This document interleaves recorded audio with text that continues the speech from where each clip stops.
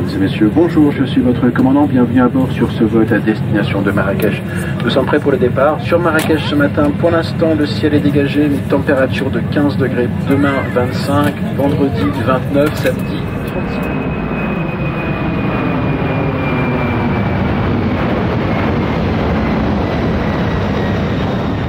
36. Ça va, bien arrivé, on y va.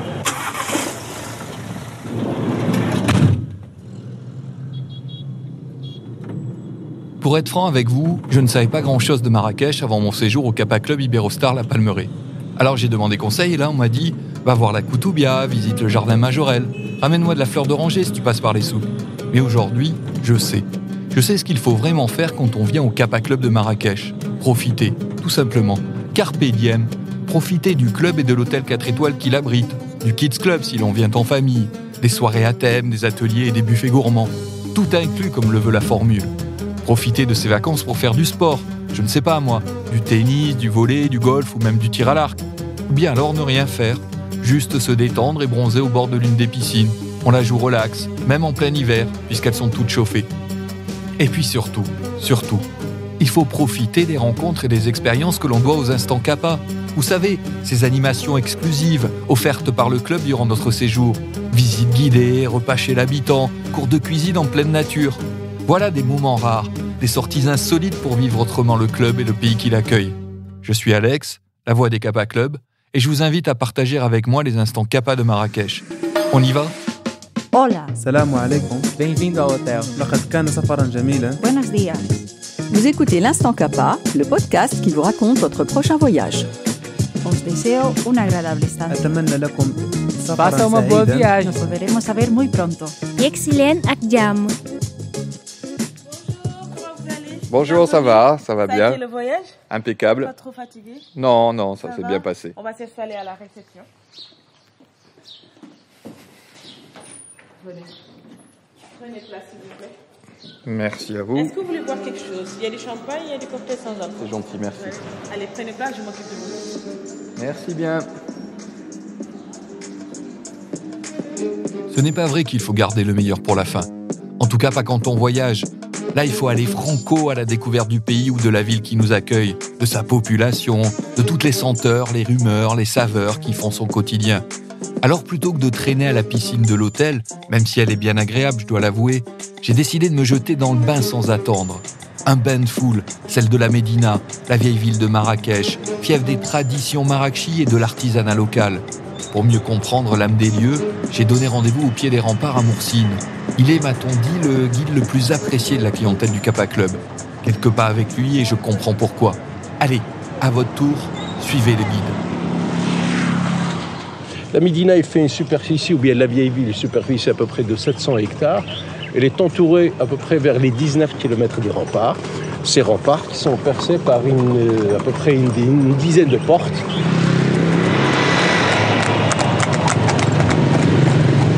À l'extérieur des remparts, on a parlé automatiquement de l'hôtel de Robert De Niro. Sinon aussi, on a parlé de le Royal Mansour où Hélène Darroze, la star de Top Chef, vient d'inaugurer une brasserie parisienne, je précise, pas loin. Alors le minaret, commençons d'abord par l'étymologie du terme. Al-Manar en arabe littéraire veut dire le phare. Et l'objectif, c'est de pouvoir repérer la mosquée de loin. Le minaret, il fait en hauteur à peu près de 77 mètres de hauteur. Les personnages que vous voyez en face de vous, c'est ce qu'on appelle les porteurs d'eau, ou bien le grab. Regardez, si vous faites attention à un détail, la jarre, c'est une peau de chèvre. Pourquoi on a gardé les poils? C'est pour garder vraiment la fraîcheur. On est dans les jardins de la Koutoubia. Les arbres que vous voyez ici, c'est ce qu'on appelle le billardier. Regardez, il y a même quelques fruits. D'abord, regardez, les fruits, ils n'intéressent personne. Par contre, ce qui intéresse les locaux, c'est la fleur. Ça, c'est la fleur d'oranger. La fleur d'oranger, oui, ce qu'on dit, le bigaradier, la fleur d'oranger amère. C'est très connu ici à Marrakech, des arbustes que vous voyez partout. Il y en a aussi dans les riads, dans les hôtels, des huiles essentielles qu'on met sur un diffuseur parfum. D'accord. Oui. Pour créer une ambiance totalement apaisante.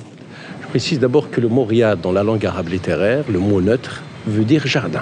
Et même dans le descriptif, ou bien l'imaginaire du paradis chez les musulmans, vous dites les jardins d'Éden, en langue locale, on dit Riyad al-Jannah, ça veut dire le paradis, c'est un jardin. Voilà.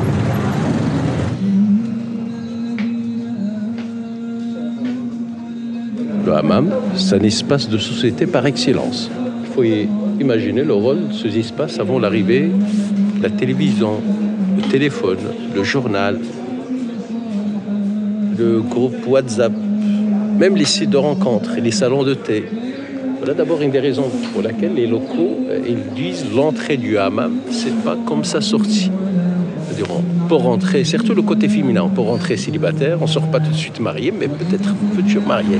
Alors si vous avez l'occasion d'aller visiter les jardins majorels, sans doute, vous aurez l'occasion de voir le portrait de Saint-Laurent. Il y a une boutique à l'intérieur. D'abord, personnellement, je vous conseille d'aller visiter la boutique et je précise que Saint-Laurent, il va avouer qu'il va commencer à mettre des couleurs dans ses collections uniquement après avoir visité Marrakech. C'est magnifique. Si tu veux que je t'explique ou qu'on voulait. Les couleurs, il existe des couleurs minéraux et des couleurs végétaux. Regardez. Le bleu, c'est indigo. Rouge, coquelicot. Jaune, safran. Le noir, c'est la base de colle, mascara. Vert, c'est menthe sauvage. T'as vu? Et ça, c'est le cobalt.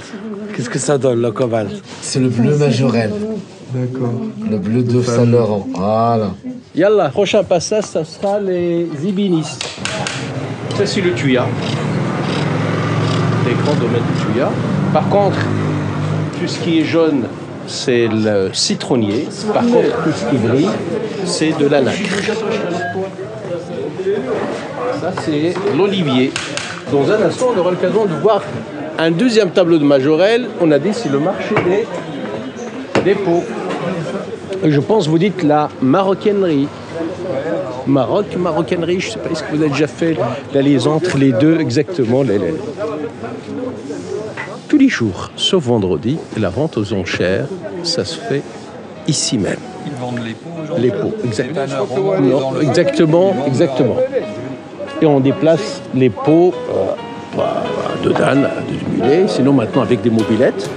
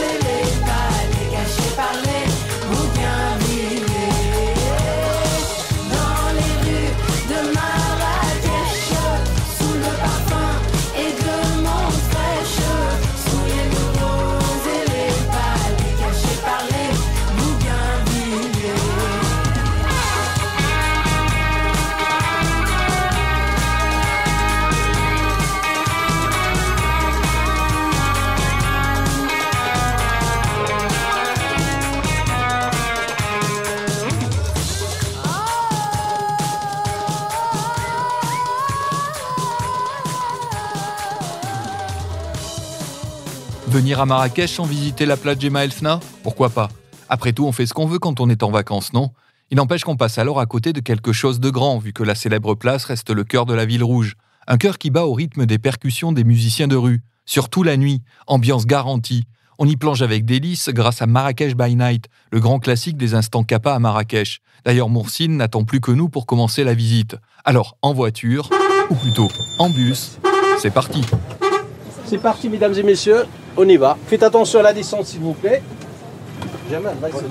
Je m'appelle Binta. La responsable à destination Kappa Club Marrakech, Iberostar.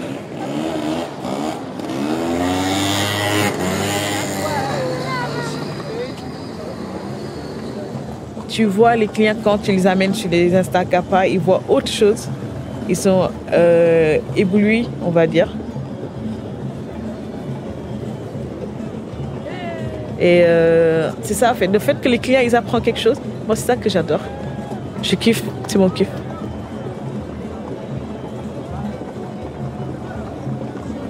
Le Marrakech by Night, on le fait surtout pour montrer un autre visage de la place Jemaa El Fna.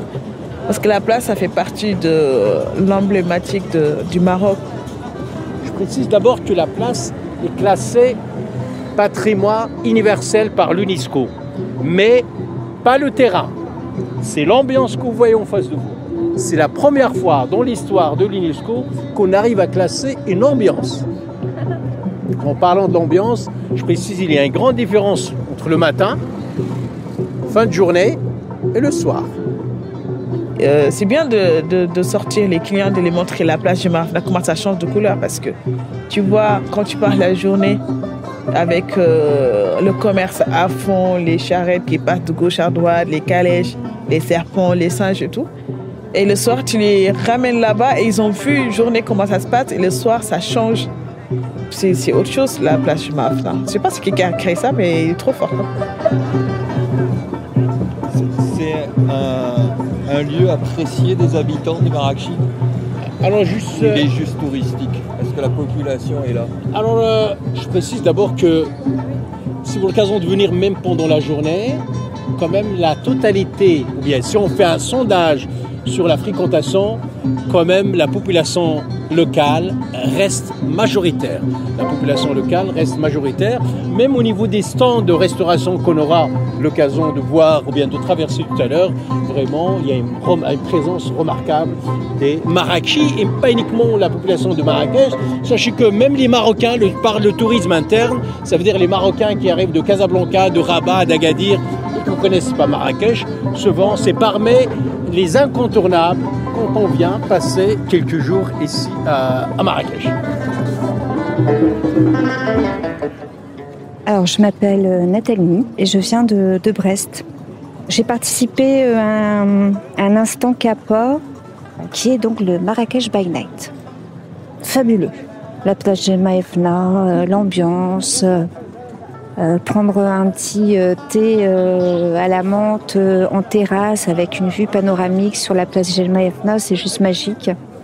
Moi, c'est un endroit que j'adore.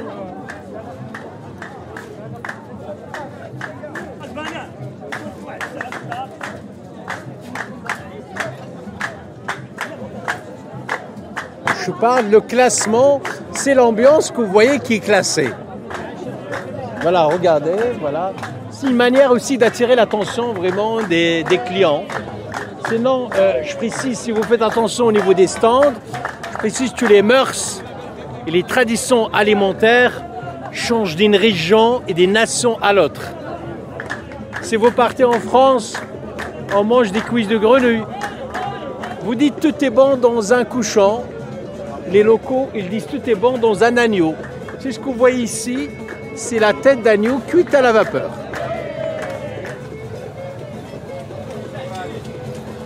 C'est assez particulier, mais le Maroc, c'est un gros coup de cœur. Et à chaque fois que j'arrive au Maroc, dès que je descends de l'avion, en fait, j'ai le sourire. J'ai le sourire et j'ai déjà plein d'étoiles dans les yeux parce que je sais que je vais passer un fabuleux séjour. Et quand je repars, je suis triste. D'ailleurs, les larmes me montent aux yeux et ouais, c'est dur de partir. Croyez-en mon expérience, une table, ça ne sépare pas les gens. Au contraire, ça les rapproche. C'est encore plus vrai chez les Marocains avec leur fameux couscous et surtout leur façon sans façon de s'en régaler.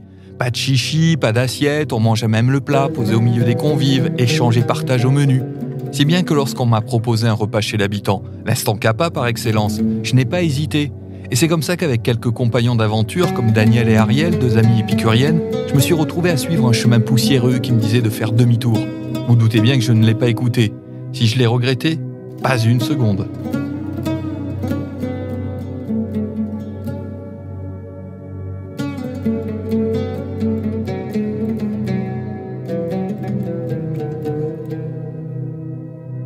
Quand on est dans un club, en fait, on a l'impression effectivement qu'il n'y a que la piscine, les activités, le théâtre, etc., etc. Mais je trouve que Kappa a une excellente idée de nous faire aller chez l'habitant. Voilà, on est dans l'authentique, là. On est pour partager un repas, comment ils font, etc.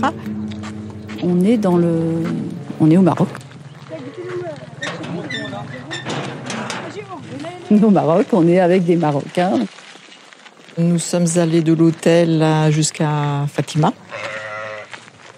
C'était pas des vraies routes, c'était un peu un chemin avec des trous, avec des chiens, enfin pas mal de choses. Quand nous sommes rentrés donc dans la maison, Bonjour. On se sentait Ça va? Bonjour, ça va? Vraiment accueillis, faire partie de la famille, pour pouvoir passer une soirée tous ensemble, quoi.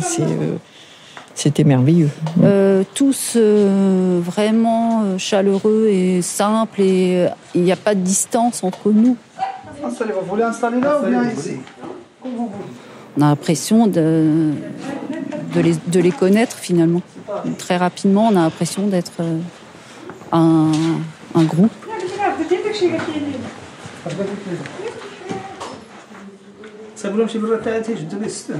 Oui, le monsieur va préparer un verre de thé comme ça. Je prépare on va commencer un verre de avec thé le thé comme ça. marocain. Pourquoi? Parce que les Marocains font le thé marocain pour l'accueil. Pour accueillir des gens. Voilà, pour accueillir des gens comme ça. C'est très important dans notre culture marocaine. Donc pour le couscous, nous sommes allés dans la cuisine pour que Fatima nous fasse voir comment elle faisait son couscous. On a les explications aussi de Jamal qui nous explique comment cuire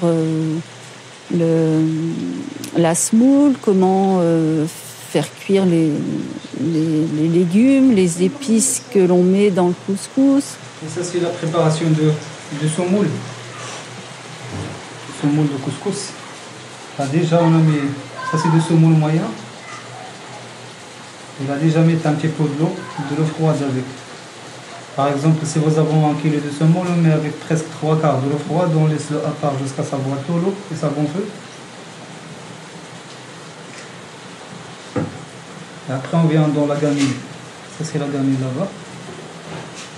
On met du poulet, tranche des oignons, un petit peu d'huile d'olive et un petit peu d'huile de tournesol.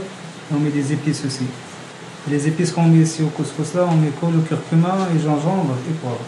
Quand le couscous arrive sur la table, dans un grand plat, qu'on nous donne des cuillères, qu'on ne nous donne pas d'assiette, c'est parce qu'on a en France, quoi. Donc, on peut se poser des questions, mais on sait pertinemment qu'auparavant, les anciens mangeaient le couscous avec leurs mains. Mais c'était formidable d'être tout le monde autour de ce plat, chacun à manger et à déguster. Et arrive le couscous.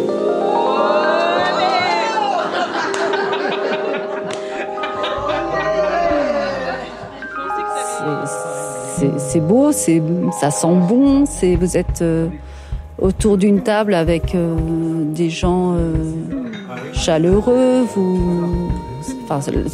Alors c'est peut-être pas toujours comme ça, mais nous on l'a vécu. Enfin moi je l'ai vécu comme ça, en tout cas. Comme si j'étais une invitée, faisant partie de la famille. Et on sentait qu'on était les bienvenus.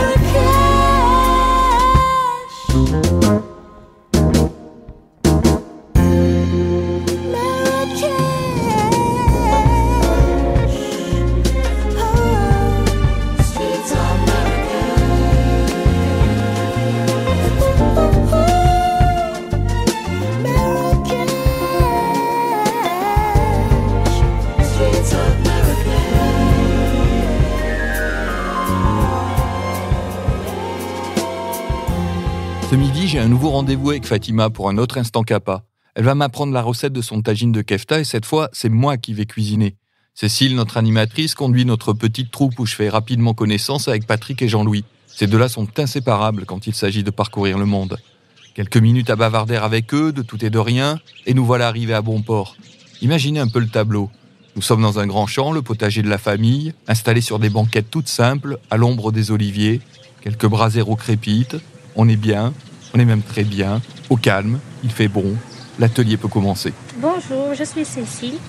Alors aujourd'hui, on va vous présenter notre cours de cuisine. C'était quelque chose qu'on a vraiment apprécié. Pour les ingrédients, on aura des tomates, de l'ail, des oignons et de la coriandre. Parce qu'on est au contact direct des personnes qui vivent dans le pays et de découvrir une recette. Nous allons peler les tomates, éplucher les ailes. On a coupé les légumes.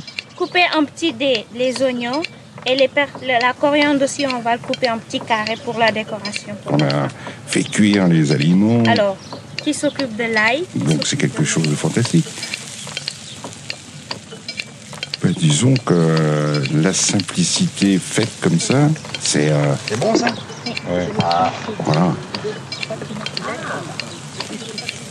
La cuisson se fait gros.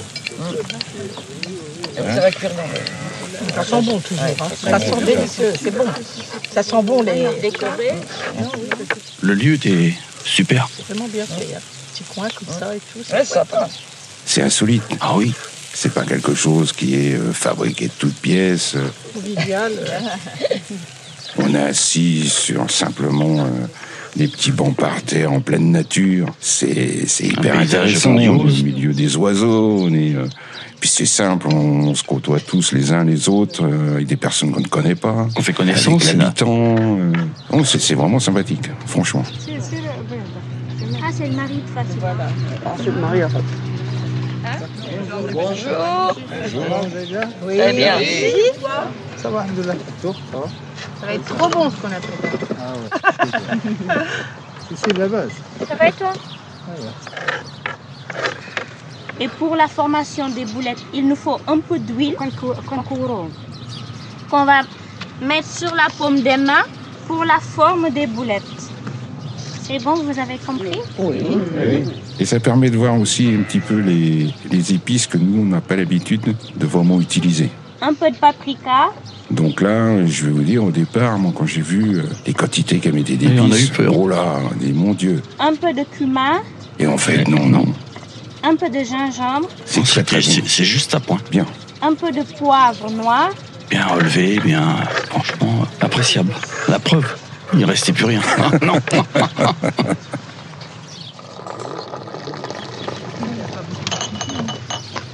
Même pour l'histoire du thé.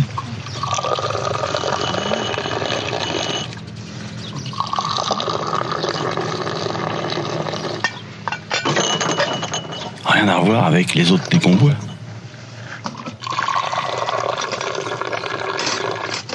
Il a une odeur, il est vraiment... Et cette façon de faire.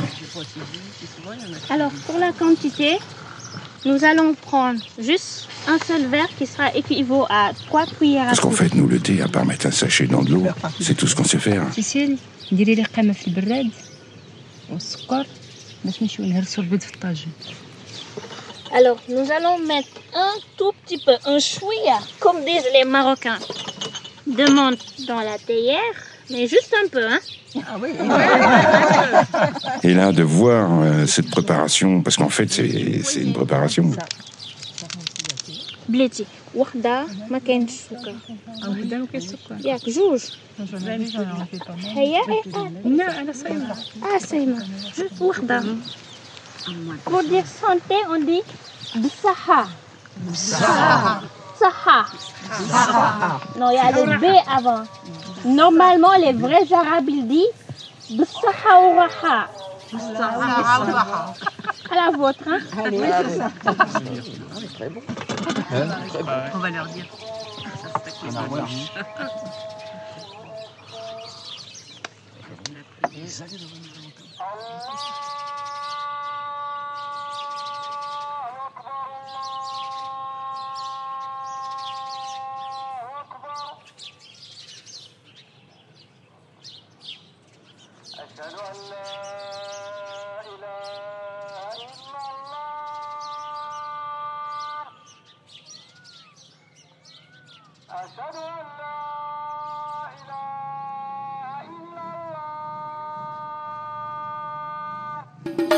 Toutes les bonnes choses ont une fin, et mon séjour au Kappa Club Iberostar La Palmeraie ne fait pas exception à la règle. Je suis en train de boucler mes bagages, j'ai glissé un cafetan bleu majorel, de la fleur d'oranger, et surtout, pas mal de souvenirs.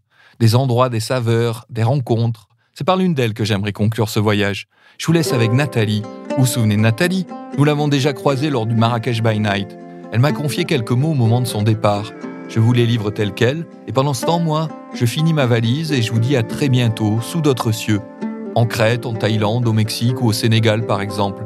L'équipe du Kappa Club nous y attend déjà pour partager de nouvelles expériences, découvrir des cultures et des modes de vie différents, et vivre ainsi le club autrement.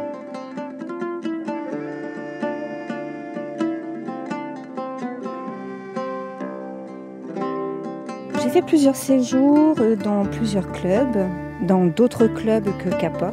Mais ici, c'est particulier. Alors je ne sais pas si c'est l'effet Maroc, Marrakech, je ne sais pas, mais on est vraiment, oui, dans quelque chose de très affectif. Le mot approprié, oui, c'est l'affection. Et puis cette gentillesse, c'est tout le temps des sourires, c'est une bienveillance, une nouvelle famille en fait. Une famille à Marrakech, au Kappa.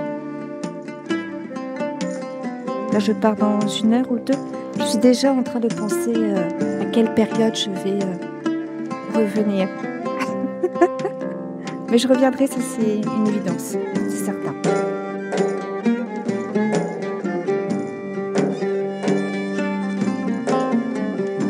Là, Instant Kappa, une production du studio Stanley pour les Kappa Club. Réalisation Alexandre Benoît.